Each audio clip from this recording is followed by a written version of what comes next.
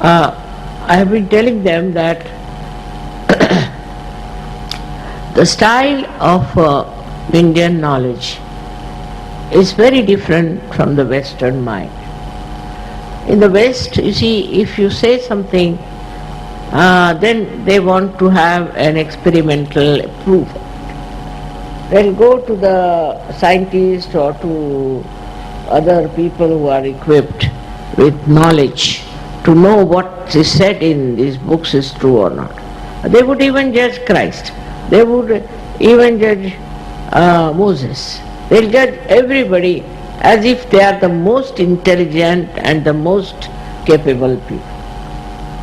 And they'll write books after books against them,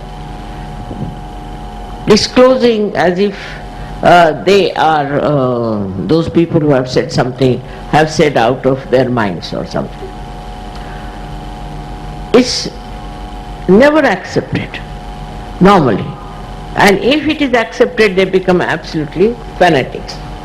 So, now, according to Indian style of understanding is that first of all, if a great rishi or a great muni or a great, you can call a saint, has said something, then he has said it. While you have to just listen to that, because you are not equally the same. Whatever he has said is his own experience, his own knowledge, and you have no business to judge him or to say, this is not true, that is not true. You accept it. And once you get your self-realization, it's clearly written down. After self-realization you have to grow into perfect being, and then you can see for yourself what he has said or they have said is the truth. So the approach is different. In one way, if you start going through science, through this, through that, you cannot reach anywhere. And moreover, your growth is stunted. So what you have to do is to go to this knowledge through believing in what they have said. Whatever Christ has said, you have to believe. Whatever Muhammad has said, you have to believe. Whatever Guru Nanak has said, you have to believe. Whatever Jnanadeva has said, you have to believe. Lao Tse, you have to believe. Like that, because you are not of that spiritual level. So accept it. Now don't try to analyze it. Everything you try to analyze, and in that analysis you get lost. So once you are a realized soul of that level, and then you grow into your fullness, what we call sampurna, then only you will know whether whatever they have said is true or not, and then you can find out. It's very easy then to know whatever is said is true or not. For Sahaja Yogis now, it's very easy to find out if something is real or unreal, it is truth or untruth, it is love or hatred. Only through vibrations you can know. But going beyond that, I am saying, beyond that one has to know what are these vibrations and what are they made of.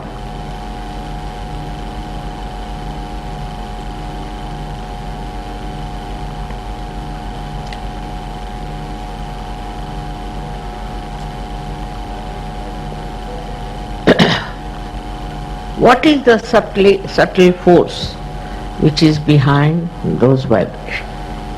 We call it is Param Chaitanya, alright, Param Chaitanya, so what happens to you when you get Param Chaitanya is something to be understood, the subtleties. As I said, we are made of 5 elements, alright. So when you get your awakening, when the Kundalini reaches Sahasrara and opens out your fontanelle bone area, you become one with the divine power, then this divine power itself starts flowing through. A connection is established. Now when it starts flowing through you, this Shakti, this starts flowing through, then what happens? The subtle part we should understand. The subtle part is like this, that these 5 elements we are made of, these vibrations gradually start breaking into the subtler form of which they are made. So the first thing such a person has is the breaks. You see, as it is said that word is God, said also in the Bible. The word is God. Now what is this word? Word is a silent, you can say, silent commandment. We can call it like that. But from that word comes, according to Indian philosophy, is another thing that we call as bindu.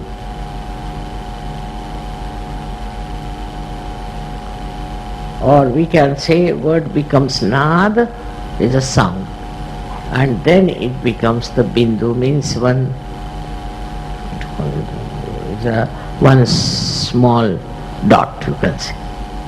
And then from this dot, you see, all these 5 elements start coming one after another. The first element that comes out is light. Tej, light, is the first element that comes out. So the essence of the first element is light. We call it Tej, Tejas. It's written, of course, in Sanskrit, but we should understand that how the light pervades Sahaja Yoga so much, and you see the light all everywhere. So the first element, which is light, and we can say in English, the light's subtle thing is, we can say, enlightenment, you can say. But enlightenment has another meaning. So we can say it's Tej, Tej. For example, a person who gets realization has a face which is very radiant. So you can say the radiance. The radiance is the subtlety of the light. So this radiance starts showing on your face. Radiance starts expressing itself. And with that radiance, people get impressed. And they start thinking something special about this personality which has radiance. Now you have seen my photographs also, wherever they are. Many a times you find lots of light around. That is nothing but the light in me is giving radiance, because the light becomes subtler. When the light becomes subtler in me, light is one of the elements. When it becomes subtler, then it gives radiance. And so, this is the subtle growth within you that takes place. Your faces also start shining. They too have radiance, and they too have a kind of a different complexion, I would say. This radiance is to be understood is the subtle of the light, of which we are made light in the gross manner.